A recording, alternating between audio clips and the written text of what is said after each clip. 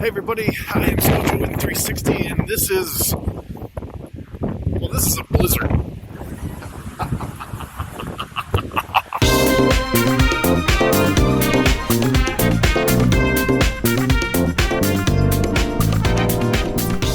Greetings and salutations, I am SMACKDOWN. That's right, I went out into a blizzard for y'all, and before you complain too loudly, now go back, listen to the intro, and you'll hear a lot of wind blowing. Hello, it was a blizzard. Yeah, because what I'm going to do is break down footage 1X, 1R, and the audio. Now, I'm already going to give away the farm. The audio, to me, on the 1R is noticeably better, but we'll get into that in just a second. First thing, as I said, I went out into a blizzard, so keep in mind it's overcast, it's windy, it's not ideal conditions for video, so, don't judge it too harshly that, this could play very differently in different conditions. So the first thing I'm going to do is play you a clip from the 1R, then I'm going to play a very similar clip from the 1X, and then we'll circle back.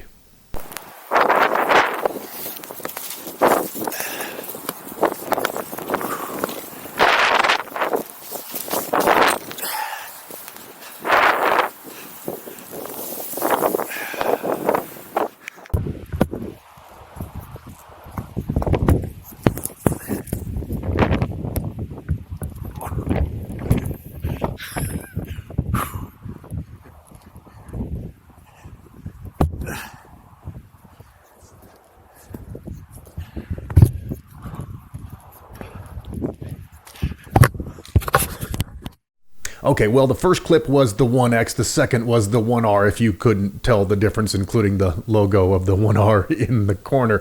But the first things that jump out to me is, first of all, the 1X looks just fine, 5.7K, and the video is pretty good. The audio is very, very brittle. I've known that for, all of you have known that for a while. The audio on the 1X isn't particularly good. The only thing really bad to say about the 1R is that the blacks are a little bit crushed, they're just a little bit dark. Now, I would rather crush the blacks or lean towards crushing the blacks a little bit than not.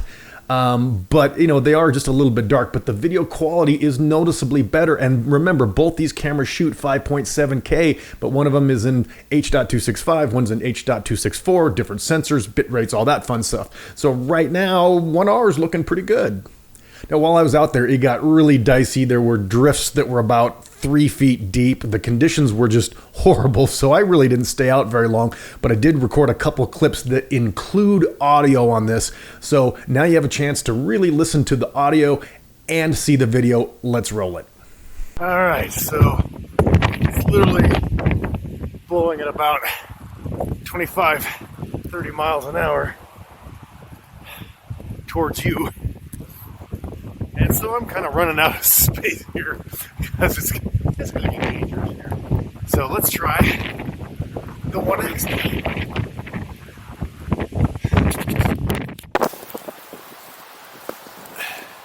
All right, I am on the Insta360 One R now. Turning around to head back to the car because it's just not the best conditions out here. So I'm doing this for you people. Because I love you. And because I'm a complete idiot. Now, personally, kind of similar conclusions for me here. I know some of you are probably going, hey, I could still hear the wind blowing on the 1R. Of course you could. It was a blizzard. Literally, the wind was coming at the camera. So you're never going to get perfect audio. The Max wouldn't get perfect audio here. Even having a lav mic would not give you perfect audio.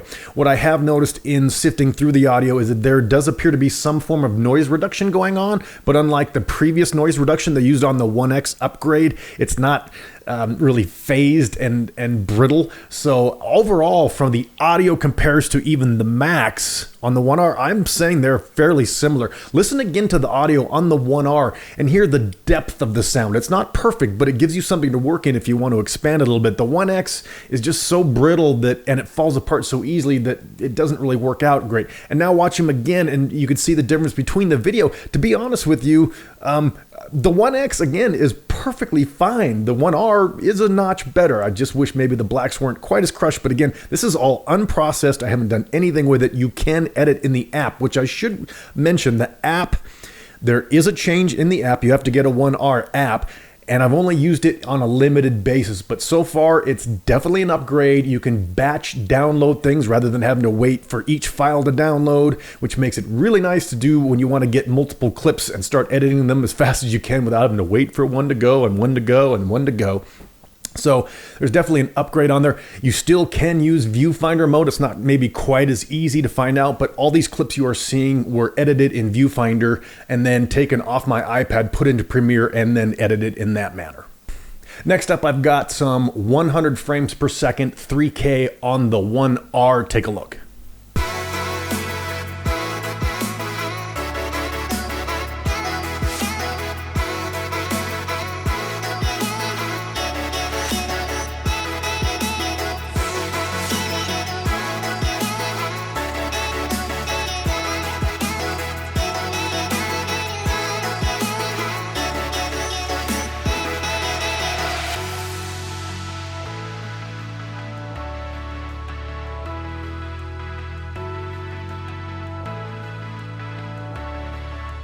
Now that is an upgrade, even though it's 3K 100 frames per second like the One X, it is better video. It's still not the best, but it's 100 frames per second, so I'm quite pleased. Now, if you didn't notice it in the clip, go back and look. You can see some stitching errors. One, when I start to go past me, you can see kind of where the lenses are separated, and then you can also see the pole more, or the selfie stick. Now, none of this was, stitched manually. This was all just straight out of it, so maybe not the best conditions. Overall, I think the 3K 100 frames per second is pretty good. Sorry, I forgot to record some of the 50 frames per second in 4K, but it was tough out there. In fact, so much so that I couldn't even read the display on the One X, so I have no other footage from the One X to compare it with. I tried to shoot bullet time. I tried to shoot 3K 100 frames per second.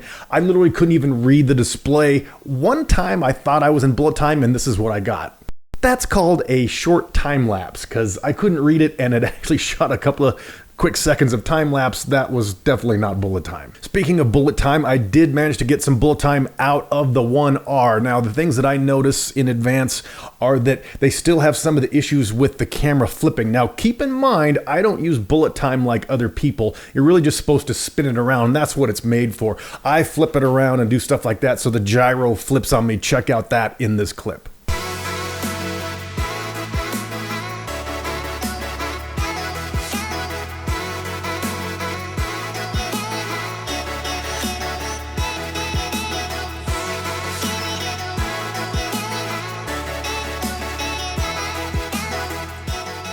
So yeah, is bullet time perfect on the One R? Absolutely not. Am I shooting it the way it's designed to be? Absolutely not, so don't judge it too much. Bullet time is kind of one of those things that's really fun on occasion. I just don't use it all that often, and I do not use the little handle that comes with it. I just use the selfie stick. So we've had a chance to look at some footage. We've had a chance to listen to the audio. I'm curious what your thoughts are. Here's my breakdown. Now, keep in mind, I have not used the One R all that much, and it was on a day where it was windy, the lighting conditions weren't very good, so not a great test, but I will tell you I have worked with the app to a certain degree now, and I've sifted through the footage and the audio, and so far, all of them are noticeably better on the One R. Now, if you have a One X and you don't do a lot of stuff outdoors, you may just want to be traveling around in some warm weather, then you might want to stick with the One X. But personally, I'm really impressed with what the One R is doing right now.